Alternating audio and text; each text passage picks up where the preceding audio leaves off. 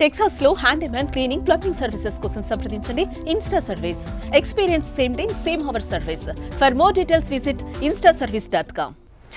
ఇంకాసేపు వెళ్తురుండుంటే బాగుండని సాయంకాల సమయాల్లో మనలో చాలా మంది చాలాసార్లు అనుకుని ఉండింటాం కదా. అందుకు కారణాలు అనేకం. ఆడుకోవడానికి పిల్లలు చీకటి పడకుండానే ఇంటికి చేరుకోవాలి అనుకునేవారు. ప్రకృతి వెలుతురుని ఇంకాస్త ఆస్వాదిద్దామని కొందరు. ఇలా ఎవరి కారణాలు వాళ్ళకు ఉంటాయి. ఈ ఫీలింగ్ అధిగమించి రోజులో ఓ గంట డే లైట్ సేవ్ చేసుకోవచ్చని తెలుసా?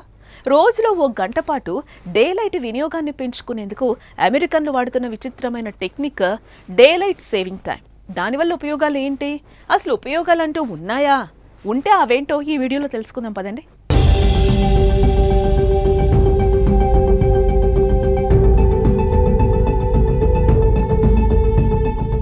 విచిత్రమైన టెక్నిక్ ఫాలో అవుతున్న అమెరికన్లు డే లైట్ టైంని ఒక గంట పెంచుకుంటున్నారు.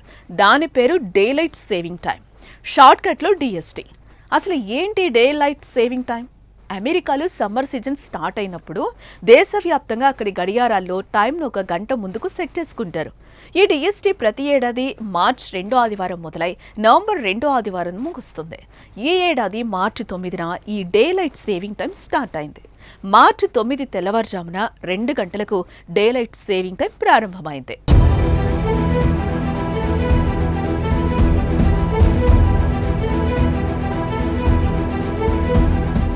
ఇలా వేసవి కాలంలో గంట ముందుకు వెళ్లటం వల్ల డే లైట్ ఎక్కువసేపు ఉండే ఫీలింగ్ వస్తుందన్నమాట. ఉదాహరణకు 6:30, 7 గంటలకయ్యే సూర్యాస్తమయం మన గడియారాలకు అనుగుణంగా 7:30, 8 గంటలకైన ఫీలింగ్లో మనం ఉంటాం.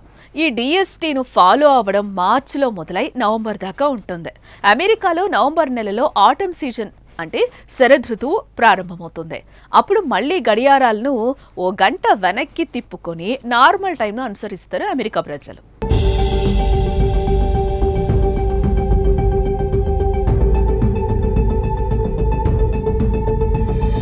మార్చి నుంచి నవంబర్ వరకు DST ఫాలో అవడం వల్ల ప్రత్యేకంగా మనకు అదనపు సమయం ఏం రాదు. కానీ డే లైట్ను ఎక్కువ వినియోగించుకుంటున్నామన్న సైకలాజికల్ ఫీలింగ్ మాత్రం వస్తుంది. మార్చి, నవంబర్ ఈ 2 సార్లు కూడా సమయం తెల్లవారుజామున 2 గంటలకే మారుతుంది.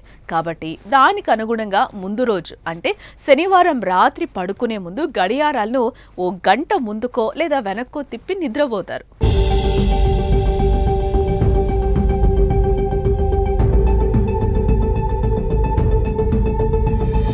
ఈ డే లైట్ సేవింగ్ టైంకు 100 ఏళ్ల చరిత్ర ఉందట.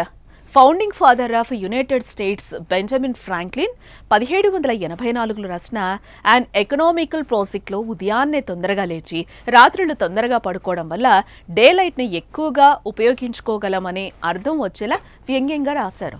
ఆ తర్వాత 20వ శతాబ్దం ప్రారంభంలో దీన్ని తొలిసారిగా అమలు చేశారు. ఆ సమయంలో ఏప్రిల్లోని 4 ఆదివారాల్లో 20 నిమిషాల చొప్పున ముందుకు, సెప్టెంబర్లోని 4 ఆదివారాల్లో 20 నిమిషాల చొప్పున వెనక్కు గడియారాలను తిప్పేవారు. అయితే మొదట్లో దీన్ని చాలా మంది వెక్కిరించేవారు. ఇది ఒక అర్ధరహితమైన చర్యగా భావించేవారు.